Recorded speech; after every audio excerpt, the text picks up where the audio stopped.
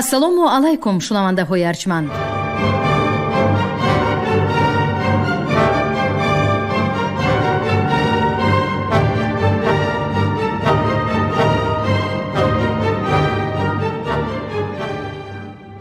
ба таваҷҷӯҳи шумо гуфтор аз силсилаи хониши адабӣ. қироати китоби президенти ҷумҳурии Тоҷикистон муҳтарам Эмомалӣ Раҳмон «Тоҷикон дар оинаи таърих аз ориён то сомониён». китоби якум, гуфтори 18. ولی در عین حال باید افزود که تفاوت نام‌های جغرافی آریا شهر و فارس، عمومیت زبان، عمومیت فرهنگ، عمومیت تمدن مشترک طایفه‌های آریای نژاد و آریای تبار ملت فارس، ایرانی و تاجیک را انکار نکرده است، نمی کند و نخواهد کرد. درباره دیگر نمایندگان سلاله کیانیان، بهمن، همای سخن را مختصر کرده از روی سرچشمه ها همین را گفتن جایز است که آنها شکوه و شهامت پادشاهان سابقه کیانی را از دست داده بیشتر برای برطرف ساختن نزاعی داخلی و نگاه داشتن دولت و دولتداری کوشیدند، ولی از بابت یک اشتباه بزرگ تاریخی چشم پوشیدن نیز روا نیست. این اشتباه به خاندان و سلاله کیانیان نسبت دادن بعضی نمایندگان سلاله هخامنشیان داراب ابن همای و دارا ابن داراب می باشد. چی گذشته که این اشتباه به شاهنامه فردوسی و بسیار تاریخنامه های عهد اسلام راه یافته است. فردوسی بزرگ اندهای تاریخ و تاریخنامه های عهد کهن حتی کوشیده است که اسکندر رومی را به کهنجامه سلاله کیانیان دربیه نموده اصل و حقیقت تاریخ را به طور خود تفسیر دهد. شاید روحیه وطن پرستی، بنیاد دولتی توانای یگانه و متمرکز عجم و ایران در مقابل عرب‌های استیلاگر، احیای فرهنگ و تمدن آریای نژادان در قیاس تمدن اسلام، تلقین نمودن خودشناسی و هویت ملی ضمن ننگ و ناموس آریایی فردوسی را وادار نموده است که حتی اسکندر را از تخمه آریایی ها و نسب شاهان آوازدار کیانی به قلم آورد. از تحقیق سلاله کیانیان تا آوان پادشاهی گشتاسپ و بهمن برمی آید که آنها شهری بلخ و دولتی باختر را که با نام آریا شهر نیز شهرت داشت بنیاد گذاشتند. نام پادشاهان سلاله کیانیان، توصیف کارنمایی و لشکرکشی و ذکر کار خیر آنها در پاره‌های مختلف اویستا از جمله یشت‌ها، گات‌ها و وندیداد آمده به سرچشمه‌های پهلوی بندهیشن دین کرد، مینوی خرد، جاماسب نامه، یادگاری زریران و دیرتر به خدای نامک، شاهنامه ابو منصوری انتقال یافتند. گمان غالب آن است که هم شاهنامه نگاران و هم تاریخ نویسان هنگام ذکر پادشاهی سلاله پیشدادیان و کیانیان معلومات روایتی و تاریخی را از منبع‌های پهلوی که سرچشمه اشان باز همان نخست قاموس نیاگان خلق تاجیک اویستا بود گرد آوردند. در اویستا باشد چنانی که در آغاز توصیف سلاله کیانیان ذکر کردیم، پادشاهان کیانی تا عهد گشتاسپ و ظهور پیامبری زردوشت به تفصیل آمدند و بس.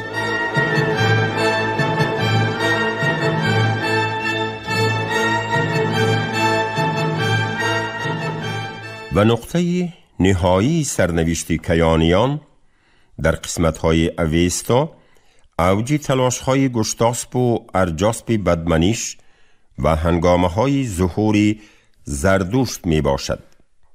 خود از خود عیان است که بعد ذکر پادشاهی گشتاسپ و انجام کار زردشت، خاریگاه در عرصه تاریخ نویسی و واقعه نگاری پدید آمده، تفسیر و توضیح چندین صد سالهای تخت نشینی و دولتداری را تقاضا می کرد. در اوستا از روزگار و سرنوشت، هنگامه های لشکرکشی و دولت و دولتداری کروش کبیر و سلاله هخامنشیان فارس اطلاعی کذایی نیست. یکی از محققان توانای تاریخ دولتداری ماد و فارس، دیاکنف، می نویسد که روایت و حماسه هایی که در اوستا آمده اند نسبت به زمان دولتداری هخامنشیان دوره های خیلی بر وقت را فرا می گیرند. قابل قید است که اوستا کاملا درباره مملکت هخامنشیان و سلسله شاهنشاهان آن اطلاعی ندارد.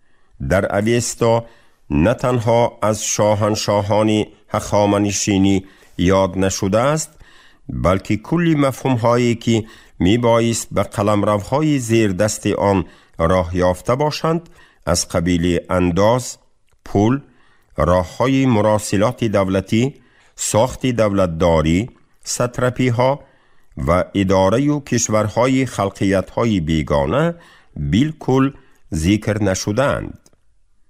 در سرچشمه های پرمحتوای پهلوی دینکارت، بوندهیشن، مزدگنامه، تاجنامه، خداینامک، همچنین در شاهنامه های منظوم و منصور من بعده و آثار مورخان عهد اسلام آید به نام امپریه ابرقدرت هخامنشیان و سلسله شاهنشاهان آن اطلاع کذایی پیدا کردن مشکل است. این سرچشمه ها حتی نام دارا را نیز چون علاوه به هنگامه های لشکرکشی و کشورکشایی های اسکندر رومی تفسیر کردند. به استثنای دارا و اسکندر که آنها را در ردیف پادشاهان سلاله کیانیان قرار دادند، در سرچشمه های تاریخی، حماسه های قهرمانی و شاهنامه ها ذکر سلاله اشکانیان رفته، از بنیادگذاران سلاله هخامنشیان و پادشاهان آوازدار فارس قریب یاد نشده است. تفسیر کتیبه بیستون یکی از قدم‌های جدی در تفسیر صحیفه‌های فراموش گشته علم تاریخ و کشادن ورق‌های نوی دوره پادشاهی سلاله هخامنشیان گردید. گرچند تا این دم مورخان عهد عتیقه یونان و ریم، بابل و آشور و دیگر سالنامه نویسان از پیدایش و تشکل دولت هخامنشیان معلومات‌های جالب آورده باشند هم، کتیبه بیستون کلید معجزوی شد در کشادن آثار نهفته تاریخ عهد کهن و گسترش من بعده علم تاریخ شناسی غرب در انتهای عصر 19 و ابتدای عصر 20. معجزه حیرت انگیز تاریخ نیز در همین است که حتی عالمان و قلمکشان نامدار ایرانی همگی 200 سال قبل از این در کشادن رمز و شرح و تفسیر کتیبه بیستون دستی توانا و تصورات کامل نداشتند.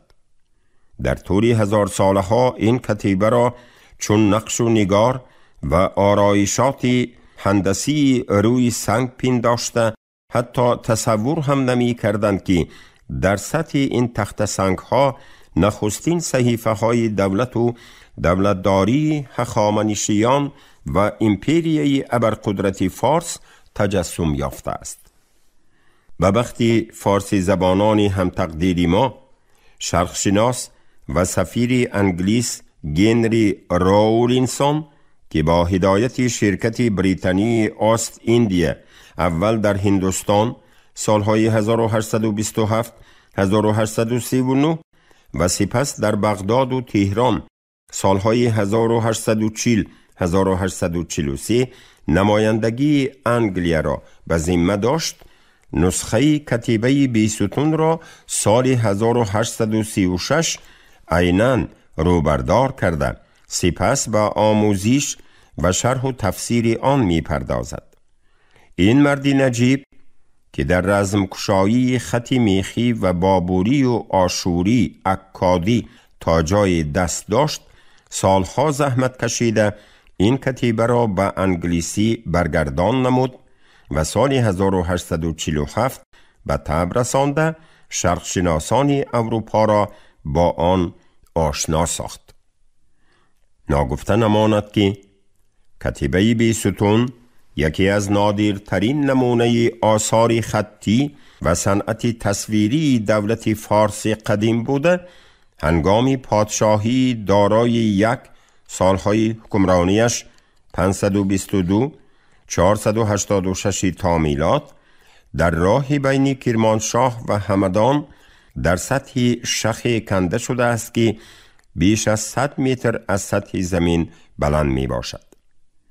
تفسیر کتیبه بیستون و دیگر کتیبه های منسوب پادشاهان هخامنشی در علم شرقشناسی جهان و علل خصوص تاریخ نگاری غربی شور و ولوله انگیخته صحیفه های فراموش گشته تاریخ شاهنشاهی کوروش کبیر و پسایندگان او را از قعر فراموش خانه 1000 ساله های دور بیرون آورد.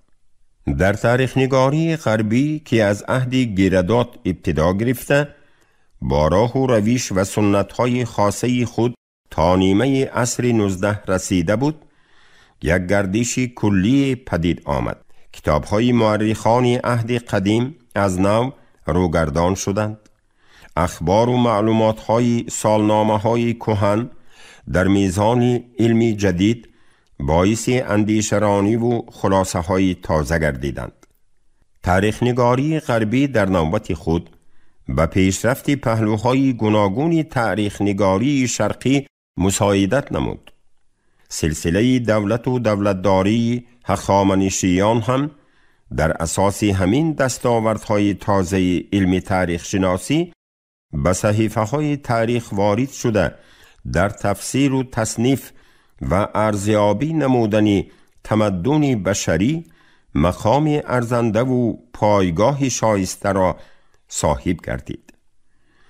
ناگفته نماند که نام شاهنشاهان فارس از روی کتیبه بیستون با علم تاریخ نگاری راهی وسیع گشاده، موجودیت نام و نسب سلاله هخامنشیان را بعد تفسیر رمز خط فارسی قدیم بابوری و ایلامی به عالمیان ثابت نمود.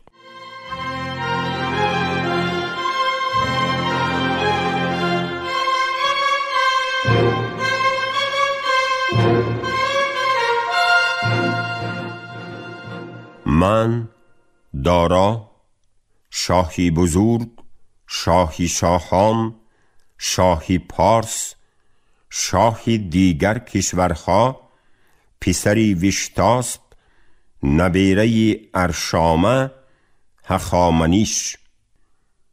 دارا شاه گوید: پدری من وشتاسپ، پدری وشتاسپ ارشامه، پدری ارشامه اریرمنه، پدری اریرمنه چشپیش، پدری چشپیش هخامنیش.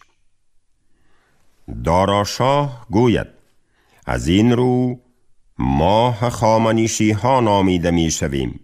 از پیش قدیم نام داریم. از پیش گذشتگان ما شاهان بودند. دارا شاه گوید: 8 نفر از گذشتگان من پیش شاهان بودند. من 9مینم.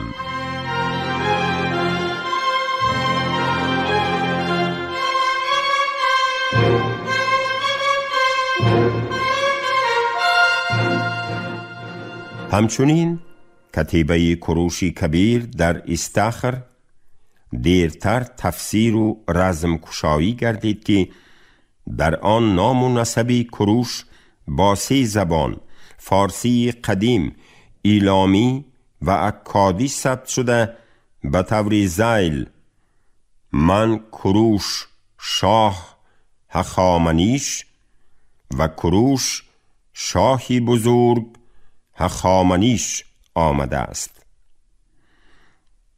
واقعاً در علم تاریخ شناسی عقیده نیز رایج است که ویشتاسپ پدری دارا را با شاهی سلاله کیانیان گشتاسپ یک شخص می شمارند و چنین فرضیه را پیش می گذارند که شاید هخامنشیان ادامه همان سلاله کیانیانند که از قضای تاریخ پایتخت خود را از سرزمین بلخ به استخر پارس برده دولتداری خیش را ادامه بخشیده باشند. ولی اکثری کلی مورخان غربی و شرقی این عقیده را چندان دستگیری نمی کنند، به آن دلیل که اولا سالهای والیگی ویشتاسپ پدری دارا به دوره پادشاهی گشتاسپ بالکل راست نمی آید. دیگر این که گشتاسپ پادشاهی آوازداری بلخ و باختر بود. ویشتاسپ پدری دارا باشد والیگی سترپی پرفیا را به عهده داشت. ثانیاً در کتیبه بیستون عموماً از زردشت و آیین زردشتی یاد نشده است که در صورت یک بودنی گشتاسپ پادشاهی بلخ و ویشتاسپ پدری دارا این امر است ناممکن.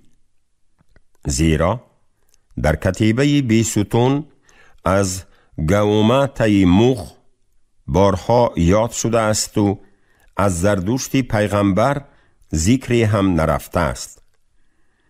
نهایت مورخان شجره و اصل و نسب ویشتاسپ پدری دارا و اصل و نسب گشتاسپ را خوب آموختند که با هم هیچ مانندی و موافقت ندارند. از این لحاظ مانندی این نامها یک امری تصادف بوده، شاید در تحقیقات‌های آینده مورخان باز تفسیری نو پیدا کند.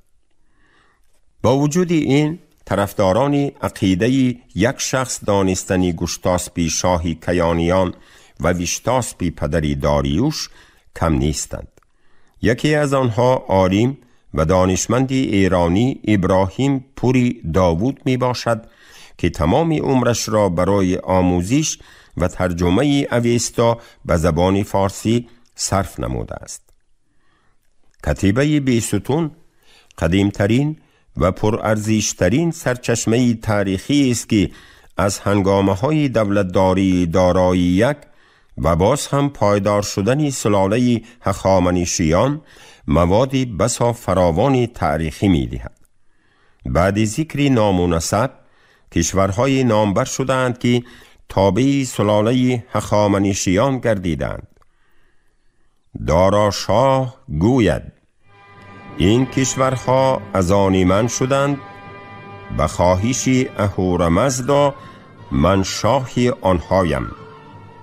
پارس، خوزستان، بابل، اسیریه، عربستان، مصر، اهاری کناری بحر، لیدیا، یونان، ماد، ارمنستان، کپادوکیا، پارفیا، زرنگ، هرات، خوارزم، بلخ، باختر، سوخت، گندارا، ساکا، ستگوش، هراواتش، مکران. جمع 23 کشور.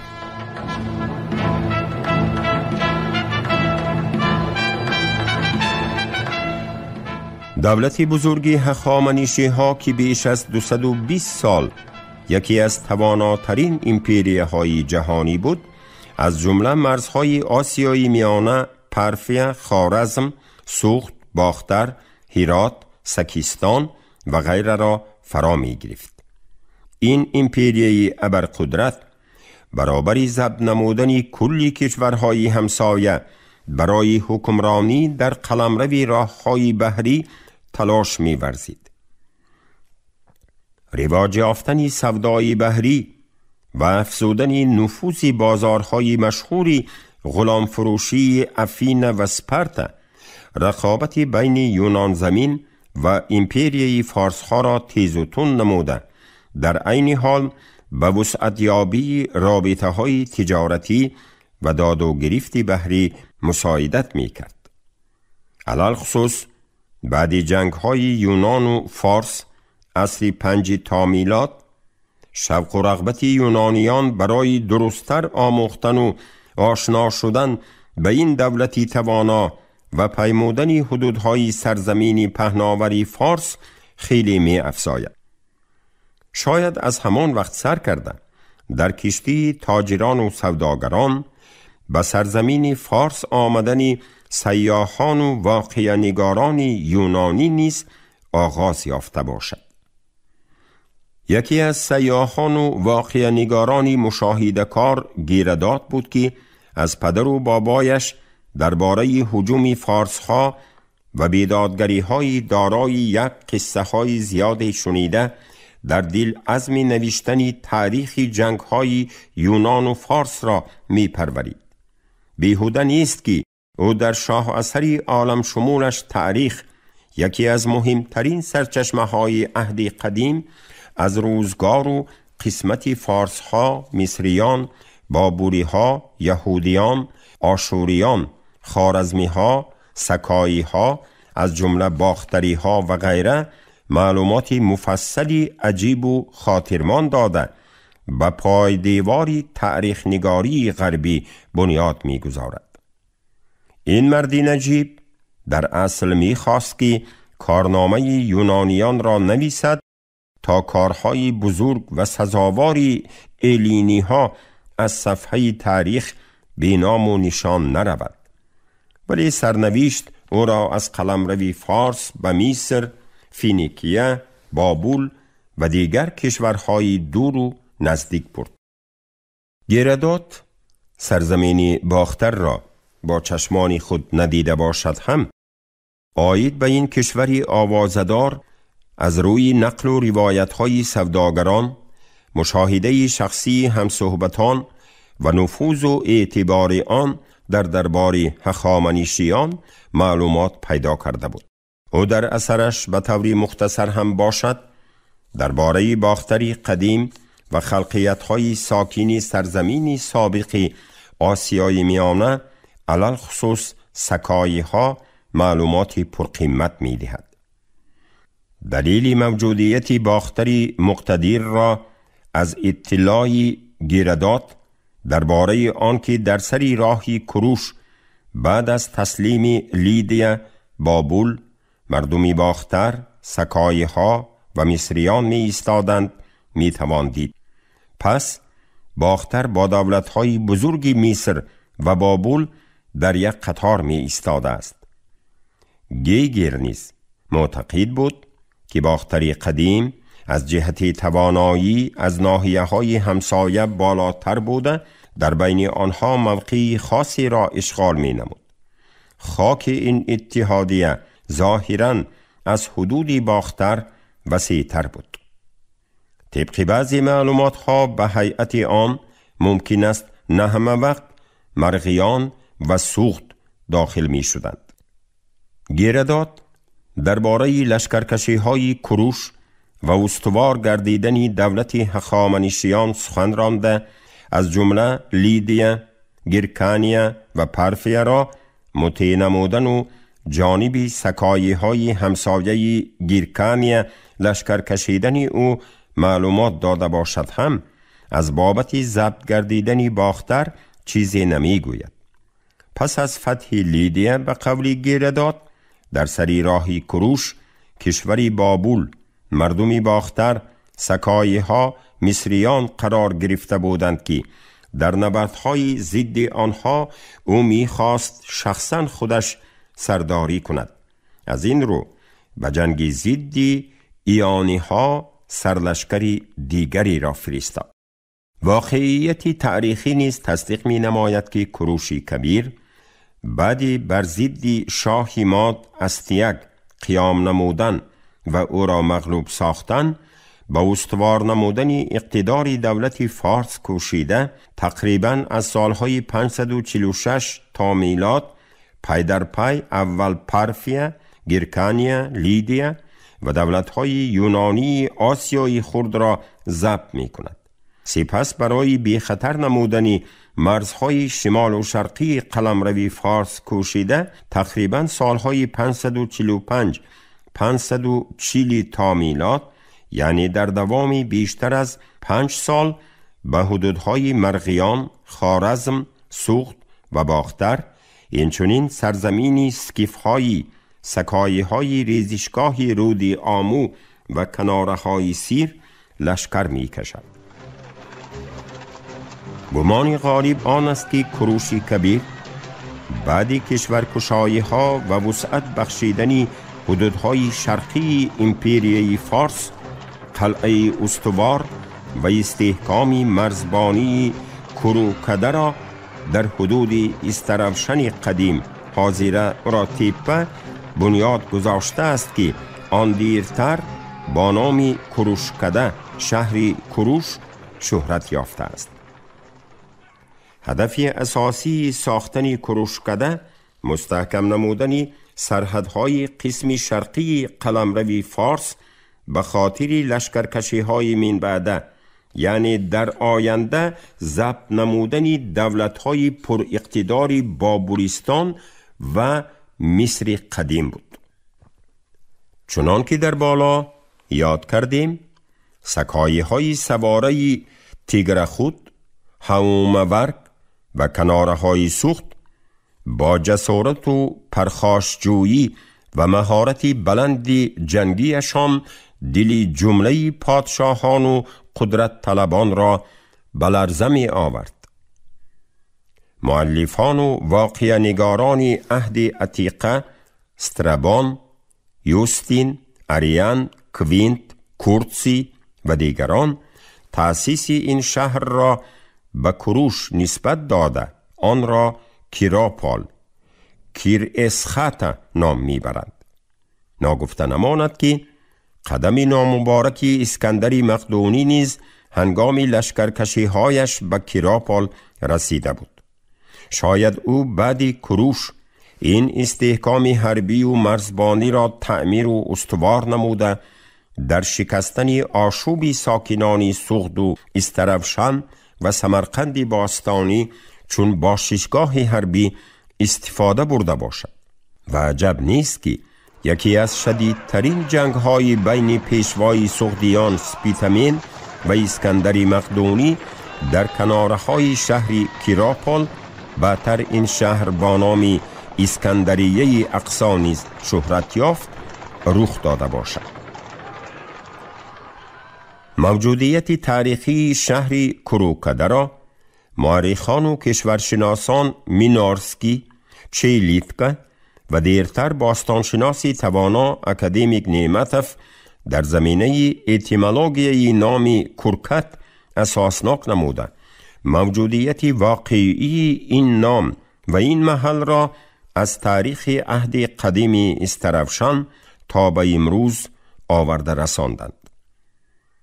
فرضیه نسبتاً دقیق علمی به آن میبرد که نام کروکده عهد کروش شاید به کرکت امروزی واقع در ناحیه ناوی ولایت لنین‌آباد، مرکز شورای قشلاق کرکت، یک پیوستگی عضوی داشته باشد.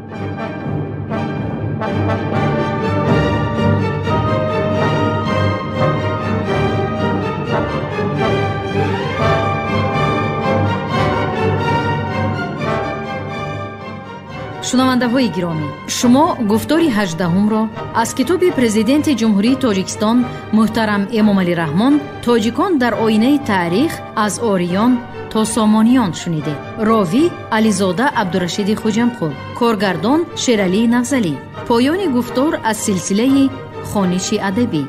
شاد باشید.